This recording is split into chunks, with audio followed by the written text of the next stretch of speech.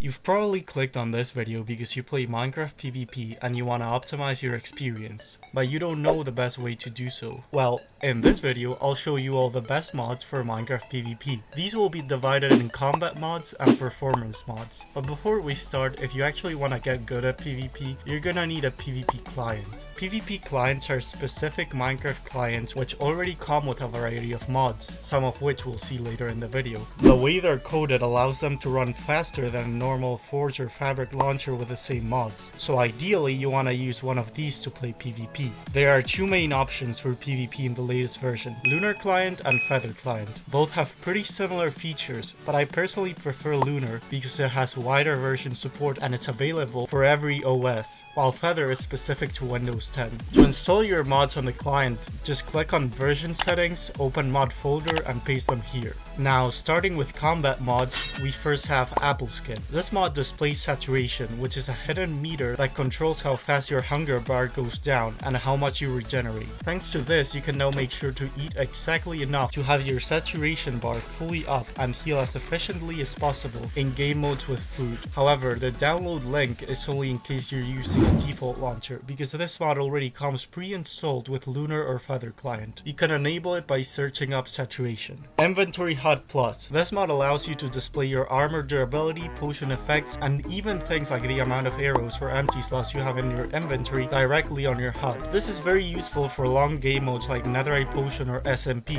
where you need to keep track of your durability and know when to replenish your effects. This mod is also very customizable, even without a PvP client, but it also comes pre-installed with Lunar or Feather. You can find it by searching armor or effect, but it's normally enabled by default. Next is the combo counter. This mod counts the consecutive hits you land on a single opponent and displays them on the screen. Good for people who want to practice getting long combos on sword or similar game modes. It also comes installed in PvP clients by default, so you just have to enable it if you have Lunar or Feather. Next we have the Totem Counter. This mod allows you to see how many totems of undying you and your opponent have popped with a number next to a name tag. It is especially useful for Crystal PvP, where there are a lot of totems.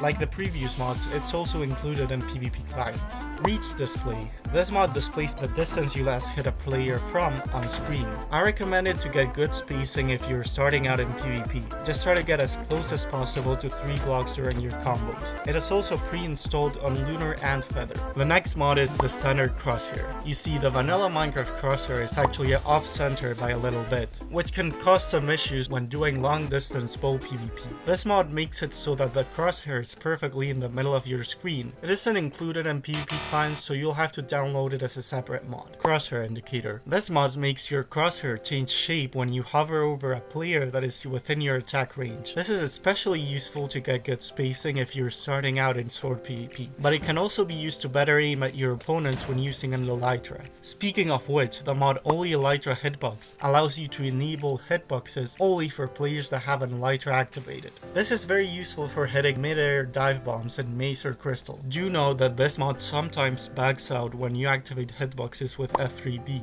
To prevent it crashing your client, make sure to download the latest stable version. Next is the very controversial Marlowe's Crystal Optimizer. To put it simply, this mod is a cheat. It was developed as a hack to crystal faster by Mr. It's-a-Me Mario himself, by making placing crystals client-sided. But when it was released to the public, it got very popular because it gave high ping players a chance against people with low ping, so it was accepted by most of the tier lists and servers. Some servers like Minemen don't allow it, but if they detect it, they'll just disable it, so you don't have to worry about getting banned. After that is Real Arrow Tip. This is more of a quality of life mod to be used in kits with multiple tipped arrows. It essentially displays the color of the arrow you're shooting on your bow or crossbow, so you don't have to keep track of it yourself. No chat reports. This mod makes it so that your chat messages can't be reported to Mojang to get your account banned from multiplayer. It isn't so much to allow people to be toxic because server admins will still mute you if you are, but it helps prevent false bans like the YouTuber situation that happened a couple weeks ago. Now, before seeing the FPS boosting mods, if you're finding this guide helpful, please leave a like and subscribe.